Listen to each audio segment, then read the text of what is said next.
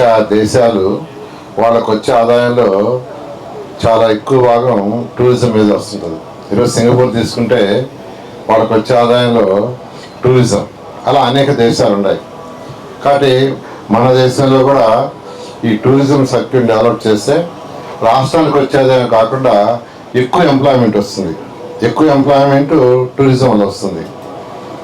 ఈరోజు ఈ నేపథ్యంలో ఇక్కడ కైలాసగిరి కొండపై ఐకానిక్గా త్రిశూల్ డమరకం ఏర్పాటు చేశారు. ఇది 65 అడుగుల ఎత్తు.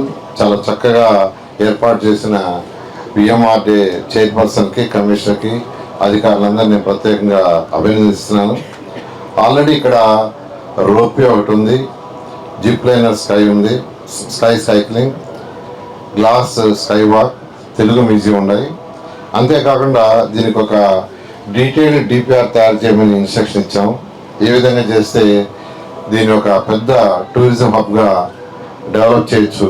ఆల్రెడీ కైలాసగిరి కొండ టూరిజం అంటే అందరికీ తెలుసు, తెలియని ఉండదు.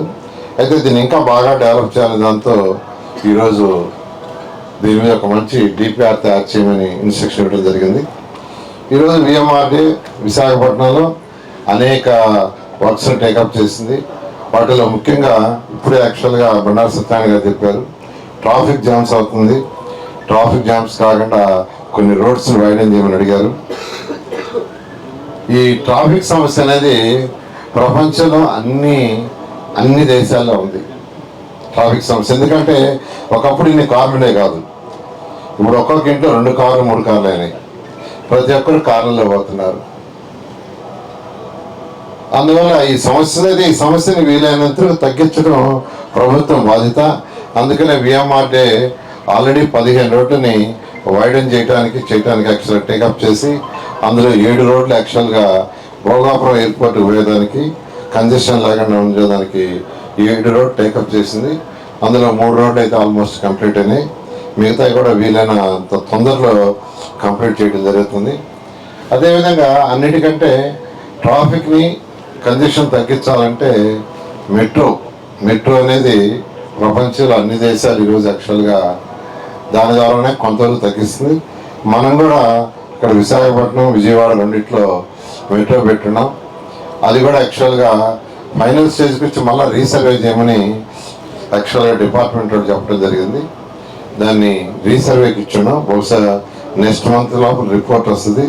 రాగానే కేంద్రానికి మళ్ళా రిక్వెస్ట్ చేసి దాన్ని శాంక్షన్ చేసి దాన్ని చేయడం జరుగుతుంది. ఈ విధంగా ఈరోజు విశాఖపట్నం విఎంఆర్డే తన పరిధిలో ఉన్న అనేక వర్క్ చేస్తూ, అదేవిధంగా తన పరిధిలో ఉన్న మున్సిపాలిటీస్ని కూడా ఈరోజు స్ట్రెంథెన్ చేయడానికి. ఎందుకంటే ప్రజలు సాధారణంగా మున్సిపాలిటీస్లో కోరుకున్నది తాగడానికి చక్కగా స్వచ్ఛమైన వాటర్, అదేవిధంగా సాలిడ్ వేస్ట్ బయటకు వెళ్ళిపోవటం, అదేవిధంగా యూజ్డ్ వాటర్, బాత్రూమ్ కానీ కిచెన్ కానీ టాయిలెట్స్ నుంచి వచ్చే వాటర్ని ట్రీట్ చేసి బయటకు పంపించాలని, రోడ్స్, లైట్స్. సో ఏదైతే విఎంఆర్డే పరిధిలో మున్సిపాలిటీస్ ఉన్నాయో ఆ మున్సిపాలిటీస్ అన్నింటినీ స్ట్రెంథెన్ చేయడానికి ఫండ్స్ కూడా శాంక్షన్ చేయడం జరిగింది.